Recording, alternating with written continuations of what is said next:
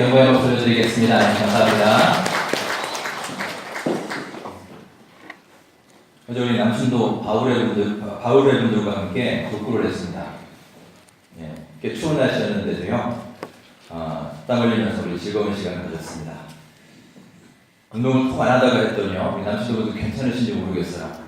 저는 어제는 몰랐는데 오늘 일어났더니 막 사기가 쑤시네요. 족구를 하는데 왜 팔이 아픈지 모르겠어요. 평상시에 이제 운동을 좀 꾸준히 해야 되겠다는 걸 아주 절실히 느끼고 있습니다. 자, 우리 함께 옆에 계신 분과 인사하겠습니다. 반갑습니다. 은혜 시간 되시기 바랍니다. 예, 은혜 충만, 성령 충만한 시간 되시기 바랍니다. 오늘은 은혜의 사람에 대해서 우리 사도 바울의 삶을 통해서 함께 나누고자 합니다. 바울은 자기 자신을 가리켜서 은혜의 사람이다. 스스로 그렇게 불렀습니다. 그리고 그렇게 고백했습니다. 정말 바울의 삶은 은혜로 시작해서 은혜로 끝나는 삶이었습니다. 삶의 정말 작은 것 하나까지 그는 모두 다 하나님의 은혜로 이루어진 것입니다. 라고 계속해서 그는 자신 있게 고백했습니다.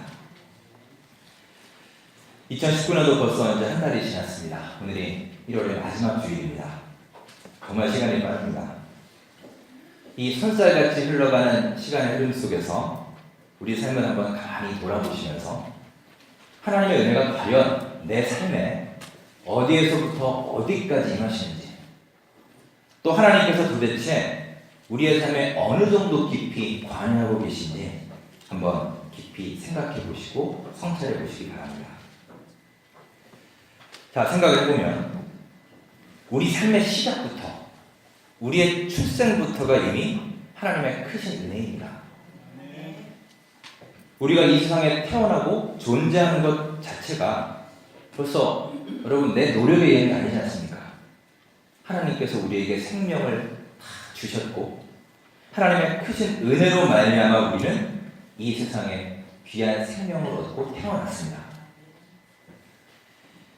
제가 아는 한 권사님은요, 저랑 몇 년 동안 같은 구역이셨는데 매주 이제 기도 제목을 나누죠. 그때마다 기도 제목을 말씀하세요. 그분의 기도 제목이 뭐냐면 잠 좀 잘 자게 해주세요. 잠 좀 잘 자게 해주세요. 그 권사님이 불면증이 있는데 10년이 넘었답니다. 그러니까 10년 동안 편하게 주무신 적이 며칠 안 된답니다. 그분이 제일 부러워하는 분이 베개에 머리만 대면 주무시는 분이죠. 여러분 중에도 계시죠? 세상에서 그분이 제일 부럽답니다. 여러분 어젯밤 잘 주무셨나요? 네. 하나님의 은혜인 줄 믿으시기 바랍니다. 병원 신방이나 특히 요양원 같은 데 가면 또 많은 분들이 말씀하십니다. 저 교회 가고 싶어요. 교회 가서 예배 드리고 싶고 찬양도 하고 싶고 다른 집사님들, 권사님들 얼굴 좀 보고 싶어요. 너무너무 가고 싶어요. 근데 교회에 오실 수가 없어요. 다리도 불편하고 허리도 너무 아프고 와서 앉아 계실 수도 없고요. 그런 분들이 많습니다. 그냥 제가 있던 교회마다 다 계세요. 그런 분들. 그래도 여러분들 오늘 어쨌든 지팡이를 짚고 오셨든 구루마를 밀고 오셨든 우리 예배당 2층인데요. 여기까지 네 발로 걸어오셨지 않습니까? 그래서 예배 드리고 계시지 않습니까? 얼마나 큰 은혜인가요? 여러분 예배당에 와서 예배 한번 드리는 게 소원인 분도 있습니다. 하나님이 우리를 이 세상에 보내셨습니다. 그래서 우리 모두 하나님의 크신 계획에 따라서 하나님이 맡기신 일을 감당하고 있습니다. 여러분도 다 저마다의 일이, 역할이 있으시죠? 가정에서의 역할이 있고 직장에서도 역할이 있고 또 교회에서도 역할이 있습니다. 그리고 일이 있습니다. 여러분 이것도 얼마나 큰 은혜인지 모릅니다. 우리가 부족한 내가 감히 하나님을 위해서 일할 수 있다는 것, 이게 얼마나 놀라운 은혜인가요? 오늘 사도 바울이 바로 이것을 고백하고 있습니다. 자기가 다른 사도들보다 더 많이 수고할 수 있다는 것, 이게 감사하다는 거예요. 하나님을 위해서 더 많이 일할 수 있는 것, 이게 하나님의 크신 은혜라는 것입니다. 자, 오늘 본문 10절 말씀을 다시 한번 읽어보면서 바울의 고백을 살펴보겠습니다. 10절 다시 한번 읽겠습니다. 그러나 내가 나된 것은 하나님의 은혜로 된 것이니 내게 주신 그의 은혜가 헛되지 아니하며 내가 모든 사도보다 더 많이 수고하였으나 내가 한 것이 아니고 나와 함께 하신 하나님의 은혜로라. 아멘. 바울의 고백입니다. 내가 많은 수고를 했는데 그 모든 나의 수고가 내가 달라서 그런 것이 아니라 결국 나와 함께 하신 우리 주 하나님의 은혜다라는 고백입니다. 자, 그럼 여기서 수고란 무엇일까요? 자기 스스로 많이 수고했다라고 고백했는데요. 그가 말하는 수고는 바울의 삶을 돌아보면 알 수 있습니다. 그는 하나님을 위해 복음을 전했습니다. 그 복음을 전하는 과정에서 여러 가지 어려움을 겪었죠. 그는 핍박도 받았습니다. 정말 수없이 매도 맞았습니다. 40에 하나 감한 매를 몇 차례나 맞았다고 그랬죠. 수차례 죽음의 위협도 당했습니다. 정말 많은 수고를 감당했던 사람입니다. 하지만 여러분, 바울은 그가 지금까지 겪었던 이 고생들, 이 수고들을 가리켜서 뭐라고 하느냐? 10절 마지막에 보세요. 그가 뭐라고 고백합니까? 오직 나와 함께 하신 하나님의 은혜다. 이 수고들이, 그동안 내가 겪었던 이 고생들이 하나님의 은혜라는 것입니다. 여러분, 하나님의 일을 하면서, 신앙생활 하면서, 교회 다니면서 우리는 때때로 어려움을 겪을 수 있습니다. 자, 가령 내가 어떤 사람을 교회로 인도하려고 합니다. 그럼 우리는 어떻게 해야 될까요? 전화도 해야 되겠죠. 때로는 그 집에 방문도 하고 찾아도 가야 되겠죠. 때로는 밥도 사야 되겠죠. 또 선물도 줘야 되겠죠. 그래서 그와 친해져야 되겠죠. 내 노력과 내 시간과 내 비용이 들어갈 수 있습니다. 그러면서도 좋은 소리도 못 들어요. 나 좀 내버려둬. 내가 알아서 할 테니까 이제 전화하지 마. 찾아오지 마. 그래서 상처도 받고 시험에 들기도 하고 회의에 빠지기도 합니다. 여러분도 그런 경험 있으시지 않습니까? 많은 사람들은 이런 수고를 가리켜서 고생이다 라고 말을 합니다. 내가 왜 이런 고통을 당해야 되지? 내가 나 위해서 이런 것도 아니고 하나님 위해서 일한 건데 내가 왜 이런 수모를 당해야 되나? 왜 내가 욕먹고 왜 내가 아쉬운 소리를 해야 되고 왜 내가 손해를 봐야 되나? 억울하다. 나 하기 싫어. 원망하고 불평하는 사람도 있을 것입니다. 멀리 갈 필요도 없이 아마 우리 속에도 내 안에도 그런 모습들이 다 있을 겁니다. 여러분, 오늘 바울이 귀한 메시지를 전하고 있습니다.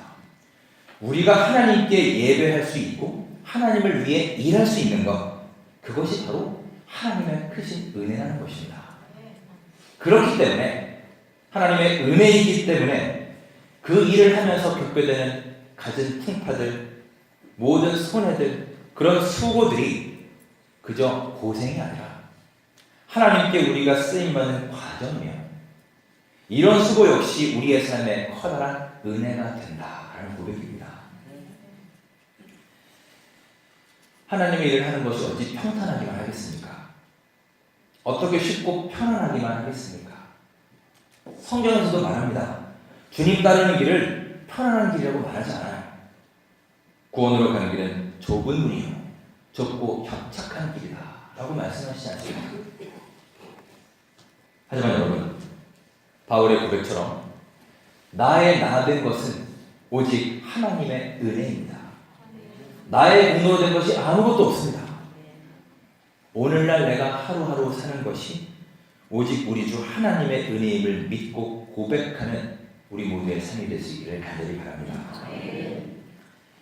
우리 삶이 평탄하기 때문에, 내 삶에 고통이 없기 때문에, 걱정이 없기 때문에, 내 인생이 탄탄대로로 열려있고 꽃길만 열리기 때문에 그래서 감사하는 게 아니라, 감사할 이유가 그렇게 충분히 많아서 감사하는 게 아니라 우리의 삶의 가시와 고통과 거친 풍파까지도 인정하고 이 모든 수고가 우리를 연단시키고 우리를 깨달음에 이르게 하는 하나님의 크신 은혜임을 진심으로 고백할 수 있는 성숙한 믿음의 백성들이 될 수 있기를 간절히 바랍니다.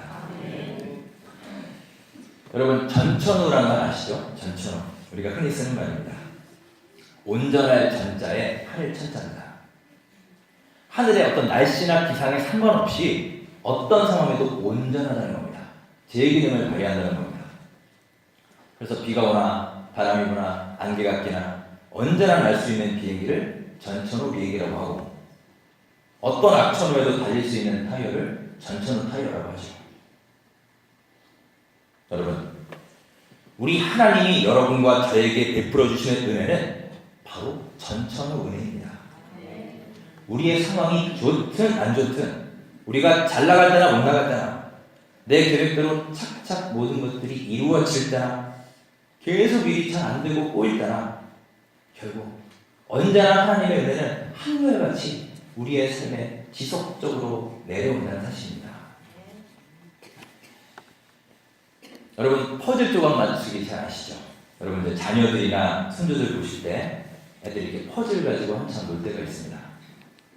저희 애들도 이제 한때 참 좋아했었습니다. 어렸을 때부터 맨날 이제 퍼즐 조그만 거 가지고 와서 쏘로로 저한테 와서 아빠 만들어줘 하고 이제 조릅니다. 처음에는 작은 거라 쉬웠습니다. 그런데 이제 시간이 지나면서 그게 굉장히 희귀해졌는지 이제 점점 큰 걸 가지고 있죠. 나중에 이제 막 50피스, 100피스 넘는 걸 이제 가지고 옵니다. 아빠 같이 하자고 졸라요. 그러면 저도 같이 하면서 막 헷갈립니다. 퍼즐 맞추는 게 생각보다 굉장히 어렵더라고요. 이 조각 하나를 보면 모양도 비슷하고 색깔도 비슷하고 크기도 비슷합니다. 그런 것들이 굉장히 많아요. 그래서 어디가 제자리인지 장치하기가 어렵습니다. 그래서 일단 한 군데 띄워보고, 아니면 또 빼고 끼고 빼고 뺐다 뺐다를 계속 반복하면서 이렇게 시행착오를 계속 거치면서 열심히 땀을 흘리면서 퍼즐을 맞춰야 비로소 완성할 수 있습니다. 자, 그런데 여러분, 그런 수고와 과정을 거쳐서 1시간, 2시간 걸려서 드디어 퍼즐을 다 맞췄습니다. 그래서 완성품을 딱 보면 어떤가요? 어느새 정말 아름답고 예쁘고 멋진 그림이 완성되어 있습니다. 여러분, 우리 하나님은요, 우리가 이렇게 마치 하나하나 퍼즐 조각을 열심히 맞춰서 아름답고 예쁜 그림을 완성하는 것처럼 여러분과 저의 인생에 일어나는 수많은 사건 하나하나의 그 조각들을 다 맞추셔서 정말로 아름답고 멋진 하나님의 계획을 펼치시고 이루시고 인도해 가신 분임을 믿으시기 바랍니다. 따라서 여러분, 우리가 그때그때 하루하루 만나는 문제들을 딱 보면 그게 무슨 의미가 있는지 알기 어렵습니다. 하나씩 떼어놓고 보면 별거 아닐 수도 있어요. 여러분, 퍼즐 조각 하나 딱 떼어서 보면 이게 자리가 어딘지 모릅니다. 하지만 그 사건의 조각조각들을 다 모아서 합쳐놓고 보면 정말 놀라운 하나님의 섭리를 그때 발견할 수 있게 되는 거예요. 예전에 내가 실패했던 것들, 예전에 시도했으나 이루어지지 않았던 것들, 내가 쓰러지고 넘어졌던 경험들, 그냥 무심코 넘어갔던 그 하나하나의 사건들이 다 내 삶의 스토리가 되고 중요한 열쇠가 되어서 오늘날 지금의 내 모습, 지금의 내 삶을 이루고 있는 것을 보게 됩니다. 여러분, 얼마나 감사한 일입니까? 얼마나 크신 하나님의 은혜입니까? 바로 그 하나님의 은혜를 바울은 고백하고 있습니다. 우리에게 주어진 것 중에 은혜 아닌 것은 아무것도 없습니다. 내가 주님 은혜 없이 할 수 있는 것은 아무것도 없습니다. 바울의 고백이에요. 사랑하는 여러분, 올 한 해 모든 것을 아버지 하나님의 은혜로 받아들이는 믿음으로 감사와 감격이 가득히 차고 넘치는 여러분의 하루하루 삶이 될 수 있기를 간절히 바랍니다. 오늘 본문 10절 한 절 말씀을 읽었는데요, 이 한 절 말씀에 은혜라는 말이 3번이나 나옵니다. 하나님의 은혜로 된 것이니 그의 은혜가 헛되지 아니하다. 나와 함께 하신 하나님의 은혜로다. 계속 은혜를 강조하고 있습니다. 특히 첫 부분에 보시면 내가 나 된 것은 하나님의 은혜로 된 것이다. 내 힘과 내 경험과 내 지식 때문이 아니라 오직 하나님의 은혜로 내가 여기까지, 지금 이 삶의 모습까지 올 수 있었습니다라는 인생 고백을 지금 바울이 하고 있는 겁니다. 자, 이것을 우리 몸에 비유해서 한번 생각을 해보시면, 우리가 어떤 병에 걸렸습니다. 지금 아파요. 그러면 물론 병에 걸리면 약을 먹기도 하고 병원에 가서 검사도 받고 치료도 받아야 됩니다. 그것도 필요하고 중요합니다. 하지만 여러분, 우리가 약을 먹고 병원에서 치료받는 것만으로 우리가 계속 건강함을 유지할 수는 없습니다. 여러분들이 아마 더 잘 아실 겁니다. 약과 치료만으로는 부족해요. 무엇보다 근본적으로 우리의 체질이 바뀌어야 된다. 우리의 체질이 건강 체질로 바뀌어야죠. 그게 근본입니다. 자, 그러기 위해서 우리는 어떻게 합니까? 체질 개선을 위해 우리는 좋은 음식도 먹고 여러 영양소도 섭취하고 운동도 꾸준히 합니다. 신방하면서 권사님들 보니까 대부분 다 운동하시더라고요. 건강을 위해서 하시는 거죠. 그게 우리의 체질 개선의 방법입니다. 우리의 영적인 건강도 마찬가지입니다. 우리가 영적으로 은혜가 충만한 사람이 되기 위해서는, 영적으로 건강한 사람이 되기 위해서는 근본적으로 우리의 영적인 체질이 바뀌어야 됩니다. 즉 우리의 체질이 은혜의 체질로 바뀌어야 되는 거예요. 자, 그러기 위해서 우리에게는 몇 가지의 실제적인 훈련이 필요합니다. 어떤 훈련이 필요한가? 첫째로 우리가 은혜 체질이 되기 위해서는 은혜의 눈으로 삶을 바라봐야 됩니다. 은혜의 눈으로 바라보라. 바울은 이 은혜의 눈으로 세상을 바라보았고요. 이 은혜의 눈으로 자기 자신을 바라본 겁니다. 그래서 그는 고백합니다. 내가 나된 것은 하나님의 은혜다. 이 말은 이런 뜻이죠. 나 자신을 율법이라는 잣대로 보면, 율법이라는 안경을 쓰고 보면 정말 부족하고 허물 많고 죄투성이의 모습으로 보일 것이지만, 하지만 복음이라는 안경을 쓰고 보면 용서와 은혜의 영광을 발견하고 그 은혜를 내려주신 하나님께 감사하게 될 것이다. 주님을 찬양하게 될 것이다. 이런 뜻입니다. 하다 보면 여러분, 내가 참으로 초라해 보일 때가 있지 않으십니까? 나는 특별히 잘한 것도 없고 특별히 이뤄놓은 것도 없고 사람들도 나를 별로 좋게 생각한 것 같지도 않고 직장에서도 또 학교에서도 집에서도 별로 인정도 받지 못하고 참으로 정말 내가 하찮고 보잘것없고 쓸모없는 존재로 생각될 때가 있지 않으신가요? 여러분, 그것은 아마도 내가 정말 쓸데없는 존재라서 그런 것이 아니라 바울의 말처럼 은혜의 눈으로 나 자신을 보지 못하기 때문입니다. 그럴 가능성이 대단히 높습니다. 여러분, 세상의 눈으로 판단하니, 율법의 잣대로 판단하니, 그렇게 남들과 비교를 하니 당연히 나는 허물투성이요 부족함이 가득한 모습으로 보이지 않겠습니까? 하지만 여러분, 우리 하나님은 우리를 그런 율법의 잣대로 바라보시는 분이 아닙니다. 우리 하나님은 여러분과 저를 결코 그런 세상의 기준으로 판단하지 않으십니다. 우리가 하나님의 눈으로 우리 자신을 보게 될 때 우리는 내가 얼마나 존귀한 존재요, 존귀한 사람인지를 알게 됩니다. 하나님이 누구를 위해 이 세상을 창조하셨습니까? 우리를 위해서 만드셨습니다. 여러분과 저를 위해서 세상을 창조하셨어요. 하나님이 누구를 위해서 사랑하는 독생자를 보내주셨습니까? 우리를 위해서입니다. 내 죄를 위해서, 내 죄를 대속히 위해서 사랑하는 아들을 보내주셨어요.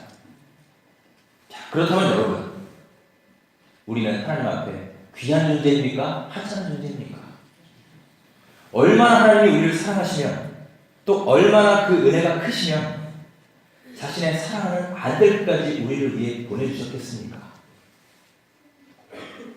여러분, 우리가 때로는 부족할지라도, 때로는 죄를 짓고 넘어질지라도 여전히 우리는 하나님의 눈앞에 존귀한 존재입니다. 그 크신 은혜와 사랑을 받은 여러분, 넘어진 그 자리에서 다시금 힘차게 일어나시기 바랍니다. 우리 하나님을 바라보고 용기를 내십시오.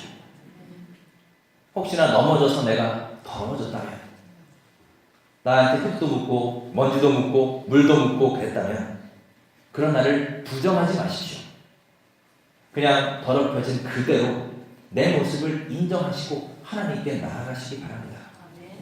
내 힘으로 그것들을 씻으려고 하지 마시고 오직 예수 그리스도의 보혈로, 주님의 크신 은혜로 더러워진 내 자신이 깨끗이 씻김받고 다시금 툴툴 털고 일어나는 회복의 역사가 여러분과 저의 삶에 펼쳐질 수 있기를 간절히 바랍니다. 자, 은혜의 체질 개선 그 두 번째 방법은 은혜의 말을 하는 것입니다. 여러분, 바울이 쓴 편지들을 보면 온통 은혜라는 말로 가득 차 있습니다. 정말 그의 하루하루 삶은요, 하나님 안에서 은혜와 기쁨과 감사의 삶이었습니다.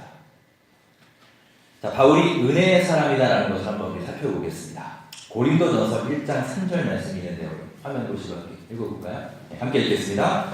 하나님 우리 아버지와 주 예수 그리스도로부터 은혜와 평강이 있기를 원하노라. 네, 고린도전서 1장입니다. 서두입니다. 이 편지를 시작하는 서두에서 뭐라고 하냐면 하나님의 은혜와 평강이 있기를 원하노라. 은혜에 대한 말씀으로 시작하고 있습니다. 자, 이제 마지막 고린도전서의 맨 마지막 16장 23절 24절을 함께 읽겠습니다. 한번 보시고요. 함께 읽겠습니다.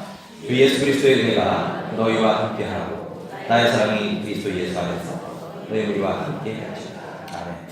그리스도의 은혜가 너희와 함께할지어다. 이 편지의 맨 마지막에서도 하나님의 은혜를 구하고 축복하고 있어요. 고린도전서 이 편지의 처음과 끝이 다 은혜에 대한 갈급함으로 이루어져 있습니다. 고린도전서가 은혜의 편지라는 것을 알 수 있고 바울이 은혜의 사람이라는 것을 알 수 있습니다. 여러분, 은혜의 예수님을 믿는 우리는 이제 더 이상 죄인이 아니라 의인입니다. 예수님으로 인해서 우리의 신분이 완전히 바뀌었습니다. 은혜의 예수님 안에 거하는 우리는, 은혜의 예수님을 본받기를 원하는 우리는 이제부터 우리의 입술로 은혜의 말을 하면서 살아야 됩니다. 여러분, 말이라고 하는 것은요, 우리의 생각을 반영합니다. 우리 연애했다고 생각해 보십시오. 누군가를 좋아하고 사랑에 빠지면 하루 종일 그 대상이 생각이 나죠. 입만 열면 사랑 얘기가 나오고 연애 얘기가 나오고 애인 얘기가 나올 수밖에 없습니다. 그 유치찬란하던 유행가 가사가 어느 순간 다 내 삶의 얘기를 다가오잖아요. 여러분도 대부분 자녀를 키워보셨고 이제 어린 손주를 보시는 분도 계신 걸로 알고 있습니다. 저희 아이들은 이제 남자애다 보니까 확실히 좋아하는 것도 좀 다릅니다. 일단 옛날에는 공룡을 좋아했습니다. 온갖 공룡 장난감들을 다 샀습니다. 퇴근하고 저녁에 집에 가면 문을 딱 열면 마룻바닥에 공룡 천재예요. 완전 정말 주작의 공원입니다. 발리될 틈이 없어요. 애들은 당연히 그때는 입만 열면 공룡 얘기를 하죠. 아빠 뭐 티라노사우루스하고 뭐 무슨 우루스하고 싸우면 누가 이겨? 계속 그걸 물어보는 거예요. 그렇게 몇 년 지나고 나니 이제 로봇에 빠지게 되고 또 몇 년 지나고 나니까 이제 만화에 빠졌습니다. 이제 신비 아파트라고 하는 만화에 빠졌는데요. 제가 한번 얘기해드리겠습니다. 세계에 이거 온갖 귀신들이 다 나오는 그런 만화예요. 걔네들은 거기에 빠지면서 입만 열면 이 귀신 얘기를 합니다. 거기 나오는 아빠 구미호하고 좀비하고 싸우면 누가 이겨? 그러니까 맨날 물어봐요. 근데 하도 물어보니까 제가 그랬죠. 야, 너는 아빠가 목사인데 하나님에 대해서는 안 물어보고 맨날 귀신만 물어본다. 제가 이제 오죽하면 그랬겠어요. 그런데 그 아이는 그게 굉장히 심각한 문제예요. 그 머릿속에는 온갖 공룡으로 꽉 차 있고 그 귀신 캐릭터들로 꽉 차 있는 겁니다. 그러니까 입만 열면 그 얘기가 튀어나오는 거예요. 마찬가지입니다, 여러분. 우리가 은혜의 생각으로 가득 차 있으면 당연히 우리의 입으로 은혜를 얘기하게 되어 있습니다. 여러분, 말씀에 은혜 받았습니다. 말씀에 은혜 충만해요. 그러면 말씀 얘기하지 않으시겠어요? 내가 하나님 생각으로 꽉 차 있으면 하나님, 은혜, 아멘, 기쁨 이런 것을 말하는 게 자연스러운 일 아닌가요? 여러분, 우리는 지금 무엇을 생각하며 사십니까? 나는 지금 무엇을 말하며 살고 있습니까? 정말 우리는 하루하루 나를 툭 치면 은혜가 탁 튀어나오는 그런 삶을 살고 계신가요?